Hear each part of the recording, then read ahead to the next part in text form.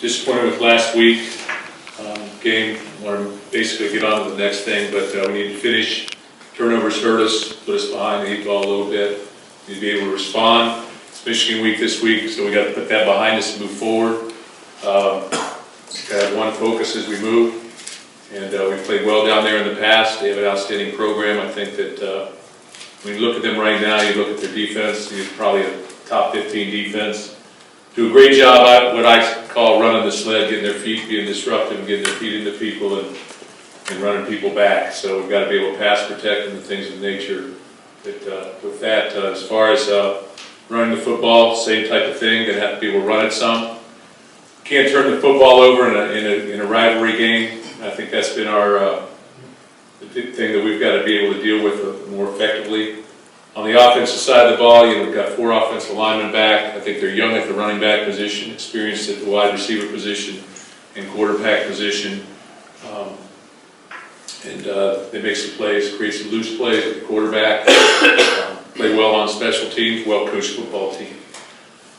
So, got to compete daily, got to move forward here. Rivalry game, I think, is good for college football. It's good for this state. I've said many, many times over the course of time here that got to measure up in this football game. You're green or you're blue in this state for the most part, and this crosses families and everything else involved with it. So, I'll take some questions. We'll go from there.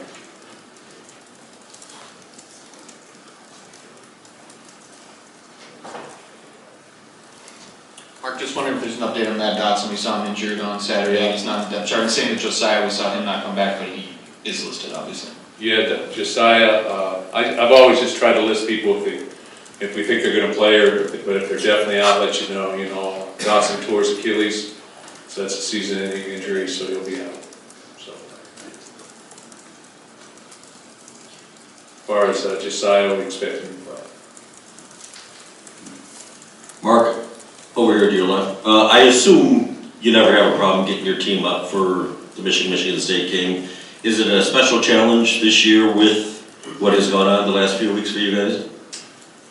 I think that when you look at this football game, I think it sort of becomes, it really did. You can sort of throw the records out a little bit, pretty much like Coach Harbaugh said yesterday. I think that there's been times where they've been 4-0, we've been 1-3. Yet have been able to find a way to win. So those type of things have happened in the past. Right now, for me, my main consideration is our football team and getting them down to the football game ready. And we've come and competed, we'll compete, we'll play hard. We just can't make mistakes to beat ourselves. And I think if you look at our season right now, what's happened and what's transpired is we've beaten ourselves in some respects. Other times you play good football teams, but you're playing a good football team in this case as well. You can't turn it over. And in the first 5 games, we had a very productive turnover ratio, and in the last, I guess, 4, it's probably been in a negative situation. That's what's hurt us. We got 500 and whatever yards offense, and, that type of thing this past week, and but the turnovers and the quick turnovers, the quick scores. Were the issue. Mark, over here. The offense you talked about, I know there were turnovers and some missed opportunities at different points of the game, but overall you mentioned the 500 yards, the 28 points in the first half. What positives do you take from what you saw, especially considering how you struggled the 3 games previously with points on the board? I think that we ran the ball effectively. Elijah gets 170 yards net. That's a big positive. Has some big explosive plays. The work he has, almost 100 yards rushing and 250 passing.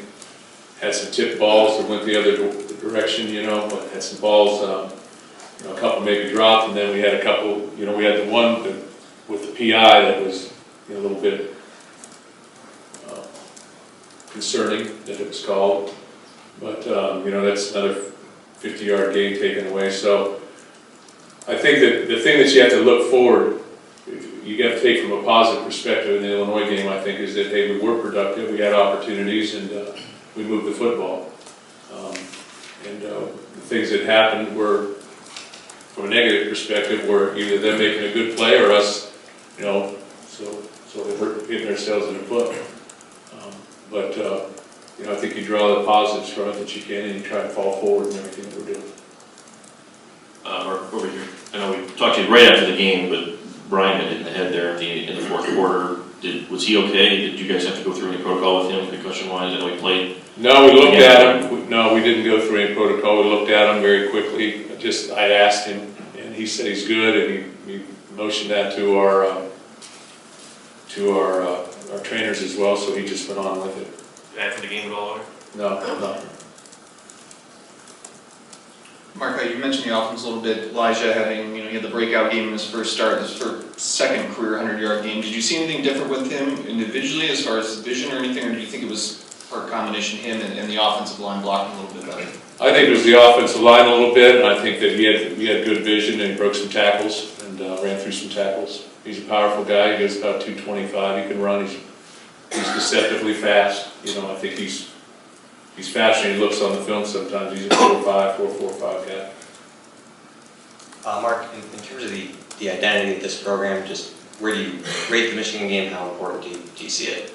The Michigan game has always been a game I think that we've pointed towards ever since I've come here. I've said many times I didn't create that environment. I'm just trying to empower it or stay with it. But I knew that if we were going to be successful here, ultimately that we were going to have to win down the road some and here at home, and we were going to have to measure up in every time we played that football game.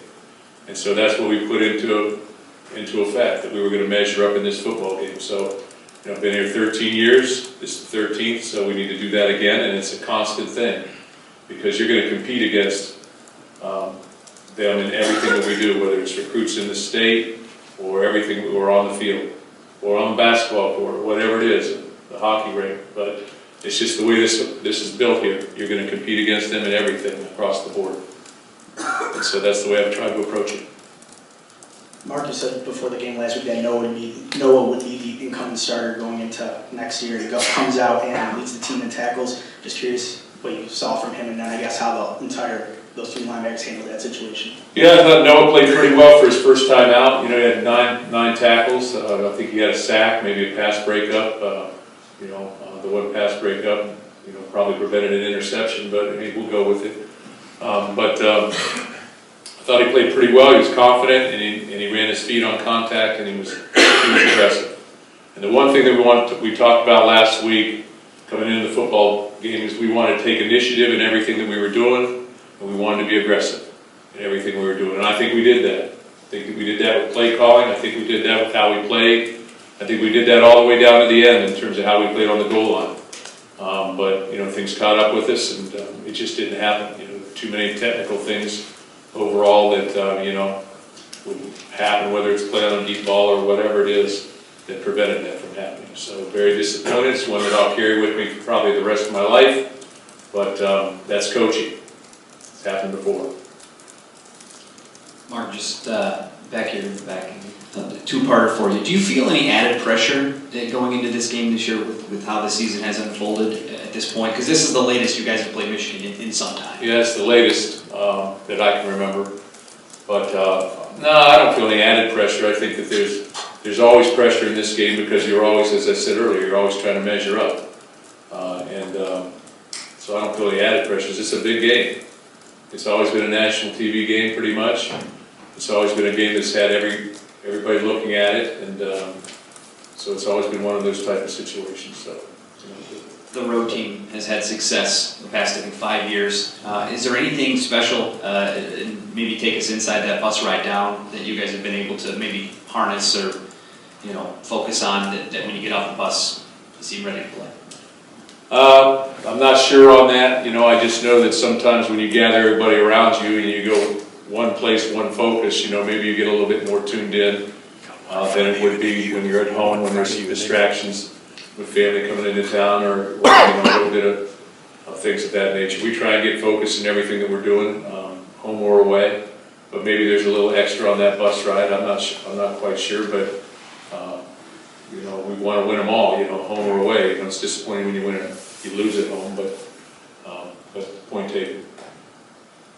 I know that every year is different, records go out the window, obviously, but when you think of how much success that you've been able to have in your tenure here against Michigan, How much will you channel that this week, and how much will you maybe make an emphasis to that to your team? I think what we say is that every season is a new season, it's a new moment, it's a new game. So there's new things coming, but I think that what we can talk about is, this is the history of the game, this is what has occurred, this is how we've won before, these are the things that have happened that allowed us to win. So you point towards those things, I think that's natural, but you know, it's a separate deal. And in big games like this, what you do in these games take on a whole different meaning. I mean, you basically can become, Jalen Watts Jackson becomes a household name, and or Blair White or Javon Ringer or these type of things. So when you have these big moments, you play on a large stage, I think you have an opportunity to set yourself apart, in the legacy of Michigan State football. And so, you have to take that attitude going into the football game and try and build on it, build a foundation. But it's a tremendous challenging environment down there. They're a very good football team and well-coached football team, so they're going to play aggressively, so we need to match that. When I say measure up, we need to match their aggression, their intensity, all of that. That's all a part of it. Mark, I know that obviously pre-game last year there was the incident with Devin Bush. There's been obviously a history of things. I guess when you go into a game like this, particularly on the road, what do you tell your players walking into someone else's house? Well, first thing you need to tell them is don't walk, run. Okay, so we won't. That's what we'll focus on. And that's in the past in my mind. That's in the past. There's things that have taken place. And I said on our radio show this week, if you don't like confrontation, this probably isn't a good game to go to, because it's just the way it is. It's just natural. You've got guys that have played against each other in high school. We've got guys that that have played already in this football game. So it's just a competitive environment, and the biggest thing that we need to do is have total focus on what we need to do at the right time and not make mistakes, and play, just play hard, play harder than hard, and so that's what we'll focus on. And as we've gone down there in the past, there's been great sportsmanship, so I look towards that. I don't look away from that, I look towards that. Mark, a two-parter here, taking you back 10 years to the Larry Caper overtime game. I'm curious what you remember from that day and from that game. And then, with that being the first time since the 60s your program had beaten Michigan back-to-back years, do you see that as sort of an important point in the rivalry to set up this last decade? Well, what I remember about that is I think we were ahead 20-6, and they rallied back, and all of a sudden it started pouring. And then we went to overtime and we picked a pass, and then Larry had touchdown run. We broke a couple tackles, and like so many games, that hinge on one play, it's over like that. And all of a sudden, the game's won. But I remember that's the one I pointed to. We were 1-3 going into the football game, and I believe they were 4-0, I think. So, just give you an indication, get yourself ready to play hard. We played hard in that football game. I've gone back, you tend to look at things from the past, and you go back and you look at certain things, especially in the last 4 years here, since Coach Harbaugh's been there. You want to look at different things that they've done, that type of thing. So, but you spend a little bit of time looking in the past too. So, I think it's good to have a little bit of history here, but you got to focus on the moment. Mark, when you have a rough season like this, obviously speculation, people talk about the program, where it's headed and where you are headed, if anywhere. Do you think about that? Do you feel the need to say anything to either fans or people about where you are going forward, where this program is going forward? Well, I got asked there's a question by, I had our freshmen together yesterday, and I always have our freshmen together this week for me to talk with them for a couple minutes, because I want them to understand how important they are in the program on the busiest day of the week of the year, busiest week of the year, that I would take the time to go talk to them. And so I said, any questions? And one of them said, Coach, how do you handle the criticism and whatever from all the different people? And I said, hey, when you're the head of the program, you're head of something big. and things don't go as well, that person's going to be criticized. And that's part of it. But what people need to understand out there is that I have as much information as I can to do the job that I'm doing, and I'm going to try and do it with our players in mind. We're going to work hard, we're going to always stay positive, we're going to rise above it. And that's the only thing that I can do. I can continue to rise above it, or I can take another direction and start to go below that. And I'm not going to go in that direction. So I'm going to keep working towards winning and handling our football team, and that's what I do. So I don't really worry about the things I cannot control. I can't control what you say, or what you say, or what you say. I can only go forward in the best fashion I can. The best fashion I can go forward is by being positive and take a positive direction in everything we're doing and continue to move ahead.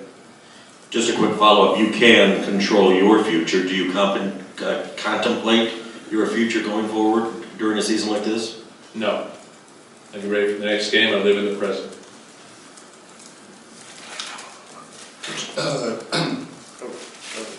Mark, a couple quick things off the top. Just JD's past his limit for a red shirt. Nick, St-Mac is right on that edge. Do you have any plan at this point of where he's going to be long-term, I guess? Well, they're starting.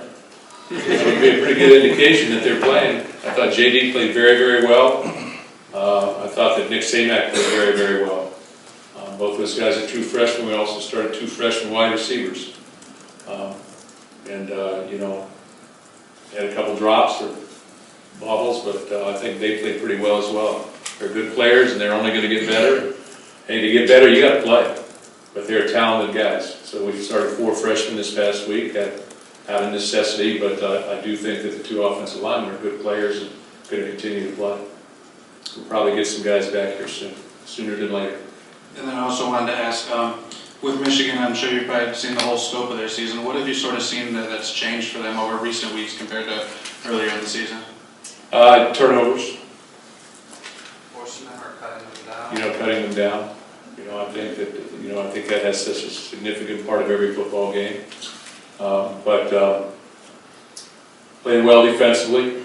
You know, they had a couple games early in the season where probably they didn't play as well as they wanted to, but they've overcome that, and they're playing full throttle right now. So be a challenge going down there.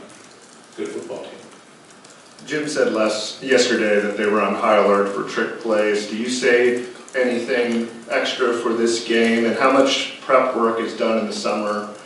And in light of that, with the game being this late in the season, how relevant is some of the stuff that you did maybe in the summer? Yeah, you know, we spend time prepping for every team that we play in the summer, you know, trying to get some gist of where things are, but things tend to change relative to personnel or what they're doing. They're a little bit different this year maybe than they were last year on defense in terms of coverages and things of that nature in their blitz packages. But I think everything that you do is somewhat relevant, but then you have to take your information from the latest sources too, because things change throughout the season. So I'm not sure if I'm answering the question as far as trick plays or not. Might be a couple, you know, but there always is in these type of games. Mark, we know the history in the back here. We know the history with the big brother, little brother term being thrown around in this rivalry. Now apparently people think it's more derogatory to say little sister in this rivalry. I don't personally understand that. Do you tell your players what things to avoid when they're talking to the media during this week, knowing that everything's going to be under a microscope? I really haven't.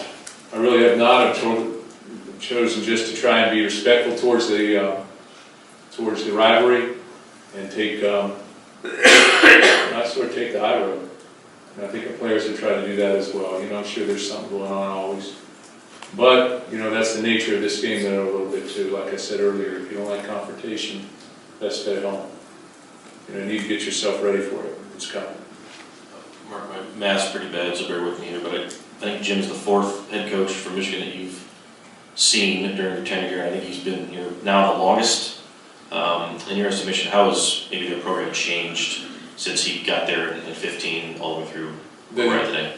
I think he's done obviously a great job. He's won, I think, 10 games numerous times. I think we're 2-2 against them right now. Our games have been close. relatively close. 1 and 16 wasn't as close. The rest of them were pretty close. Last year was close, until they hit that 80-yard. But done a great job. He's recruited extremely well. Michigan's always had great players. I think they're doing a great job defensively, offensively, and it's a good football coach. Guy's a Hall of Fame football coach, whether it's the NFL or whether it's in college. So you can expect them to play well. Yesterday, he called you a master motivator. So, Yeah. just kind of curious, quite a nice compliment from a rival. Do you have 2 words to describe Jim Harbaugh as a coach and how he game plans? 2 words. Intense. And I would say intense. So I think he does a great job. He's committed to, I think he's truly committed to every single play on the football field. He's going to think outside the box. You see him do different things. Offensively, you've seen that in the past. I know the offensive coordinator and all that stuff, but you've seen him do different things in the past that create adjustments for you, and then you're going to have to adjust within that football game. So, extremely competitive, intense, but I think most coaches are. Mark, I meant to ask you after the game the other day, you talked about Noah a little bit earlier. We saw him out in space a little bit, and Antoine a little bit in the middle, I guess as far as you can go. Just what sort of is the philosophy at linebacker, especially in the middle without Joe in there right now? Well, we wanted to take Antoine and put him in the middle there. We didn't really talk about it last week, but put him in the middle because of that position being so productive traditionally in our defense. And so we wanted to put a guy in there with leadership qualities, not that Noah doesn't have them, but who's been on the field a lot for us and played a lot of football for us. And then put Noah and allow Jesler Otang to play as well. So those guys sort of split that position. Noah can go inside, so we can do that, and put Antoine back outside. And then also Tyree can go inside as well and can play Chase Clone. So we've got a myriad of ways to present different linebacker situations in there as to who would be identified as the Mike linebacker. Is that sort of the way you see it going throughout the year, the rest of the year, just being flexible, I guess, or what? Yeah, we got to be flexible. We got to be flexible, but we need to have productive players playing, and I think that Mike has traditionally been a very productive player in our defense. Mark, you said you talked to your freshman yesterday. Will you have an opportunity to do the same thing with your senior class? This seems like a group that's been around and had some impactful games, and their last chance against Michigan. Yeah, we'll have that opportunity, and also the opportunity to talk to our leadership council, primarily of the senior group. We have a special message for the senior class. They'll send me the message.